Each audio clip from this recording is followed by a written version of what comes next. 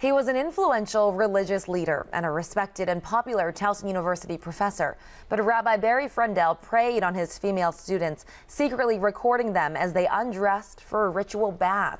This morning in a WJZ exclusive, two of his victims tell their stories to Vic Carter. Rabbi Barry Freundel, prominent spiritual leader. Judaism is a responsibility-based religion. Respected Towson University professor. I trusted him. And master manipulator who lured women under the pretense of a religious cleansing ritual to get them to take off their clothes in front of hidden cameras he planted. These women were manipulated and victimized. The rabbi admits to secretly videotaping dozens of women. Now, for the first time, two of his students, violated and betrayed by the man they trusted, are telling their stories to WJZ. Tell us how the rabbi discussed the mikveh with you. How it was presented to me was kind of like a personal baptism where you're remade new and forgiven of all your sins. He presented it also in the, it doesn't have to be a religious thing. It's just a very cleansing, relaxing, it is what you make it sort of thing. He was selling it. He was selling the mikveh. The mikveh, a cleansing bath inside a synagogue, typically reserved for married Jewish women. Freundel presents it to his students as an educational experience. So do you feel like you were pressured to do this? Yes, in a very discreet way. He took it a level deeper by, using that relationship to kind of manipulate you to do what he wanted you to do.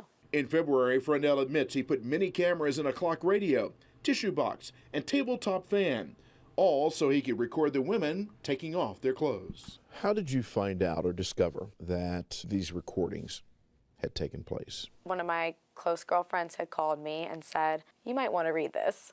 And that's when I made the connection. The fact that I went to the mikveh in February and I sat through the rest of class until mid-May with him and still met with him, and knowing later that he had tapes of me naked in his office is mortifying. Prosecutors believe the rabbi recorded more than 100 naked women, but he only pled guilty to the most recent ones, about 50. What would bring closure for you? What would put all this behind you?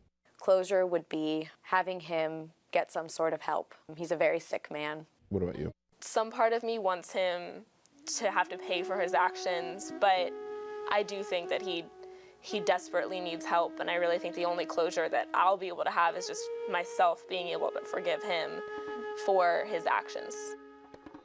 Vic joins us now to talk about this story. These women very brave to come forward and share what they went through. Yes, they were. As a matter of fact, we're not going to show their faces in the story, and as you've seen, their faces are not shown at all. But the fact that they came forward to talk in a very intimate way about what they experienced, the disappointment they have, and it's how they're feeling and doing now. And they seemed very close to the rabbi. I mean, they obviously trusted him enough to follow his advice. Yeah, that's probably one of the saddest things about the whole thing, is that this is a story about religion, about belief and faith, and you have students who are involved, and many of them have become very attached to Rabbi Freundel, spending a great deal of time with him during classroom time as well as away, and he was more like a counselor to many of them. And so that was the way they believe that he gained entrance to be able to get them to go do this. And did they, looking back, notice anything? Did they notice those tissue boxes or the alarm clocks? One young lady in particular mentioned she thought it was really unusual that there were two clocks. There was a clock on the wall as well as a smaller device. And looking back on it, they started remembering things that did not look exactly right. But they were the victims there and were, videotaped in the mikveh. Well, Vic, thank you for sharing their stories with us. Our pleasure.